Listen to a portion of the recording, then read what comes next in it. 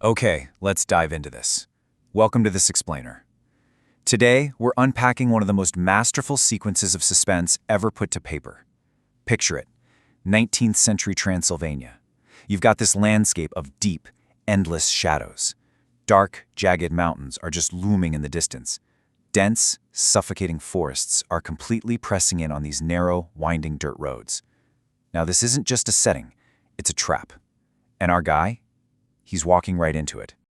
Imagine the bitter cold wind picking up just as you hear these words, "You must not go there." I mean, this isn't just some casual piece of travel advice, right? This is a quiet, desperate warning. It's given by a terrified elderly woman to a young English solicitor named Jonathan Harker. He is thousands of miles from home. The sun is slowly dipping below the horizon. The villages around him are growing incredibly, unnervingly quiet. And this woman, she is looking at him with just absolute, pure dread. Section 1. The Ignored Warnings. Now, what's really interesting about this slide is the incredible contrast we're seeing here. Jonathan Harker is traveling through this super remote countryside. He's just on his way to meet a client, Count Dracula. To Jonathan, he's totally logical, completely focused on a simple, mundane business meeting, just shuffling papers and getting signatures, right? But look at the reaction around him. You've got his incredibly professional mindset on one hand and a completely terrified village on the other. Literally, every single time Jonathan even mentions the Count's name, the reaction is instant. The locals recoil in absolute fear. Some of them even start frantically making these strange protective hand gestures. Seriously, put yourself in his shoes for just a second. Would you ignore a village full of genuinely terrified people? If everyone around you shrank back in horror at the mere mention of where you were going, wouldn't you turn back? Well, Jonathan doesn't. He's a modern, educated man of business. He totally dismisses them as just superstitious peasants. And so, against all logic, he presses on. Section 2. Journey into the Dark. As evening approaches, this mysterious black carriage arrives. The driver is just sitting there, completely silent. Jonathan climbs inside and the carriage suddenly lurches forward into the darkness. Let's really map out this terrifying journey, because the atmosphere shifts so drastically as the hours tick by. At dusk, the road becomes completely deserted. It's like the whole world is just emptying out. By nightfall, the forest grows impossibly, suffocatingly dark. And then you start to hear them, wolves, howling somewhere out there in the distance. And by midnight, that's when things cross straight over into the supernatural. These strange, unnatural blue flames just start appearing, glowing briefly right beside the pitch-black road. At this point, Jonathan's mild discomfort is rapidly turning into full-blown panic. The driver is behaving incredibly strangely, just completely ignoring every single question he asks. And the carriage, it is moving extremely quickly, impossibly fast for these treacherous mountain roads. Meanwhile, those bizarre blue flames just keep flickering out there in the dark.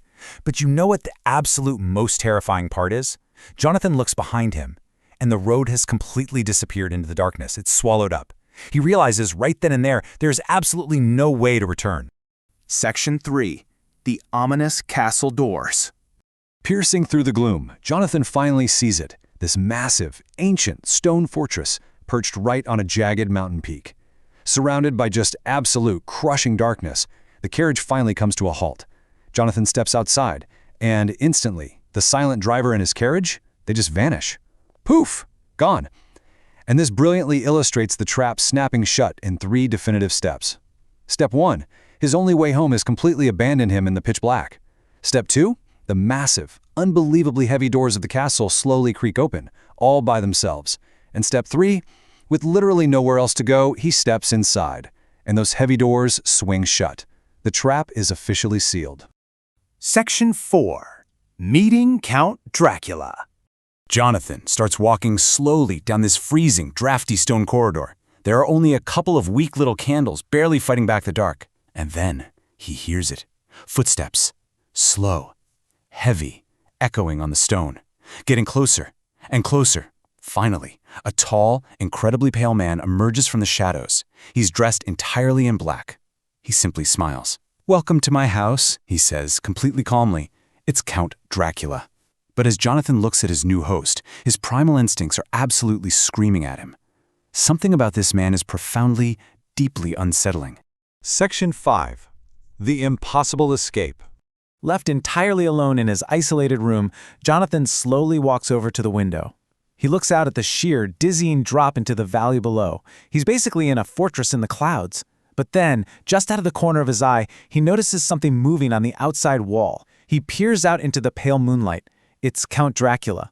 But he isn't walking on a balcony. He isn't taking some hidden set of stairs. He is moving face down against the sheer vertical stone, climbing. He's crawling down the wall like some giant horrifying reptile straight into the abyss. Jonathan just steps backward, completely paralyzed with horror. The sheer reality of his situation finally just crushes him. Jonathan Harker traveled all the way to Transylvania, firmly believing he was a respected, professional guest. He ignored the warnings, he ignored the super obvious signs, and now he's just discovered that leaving this castle might actually be impossible. He is trapped with a literal monster. So the question we are left with as we wrap up this explainer is this. Surrounded by miles of unforgiving darkness, locked inside a towering fortress with a creature of the night, how will he survive?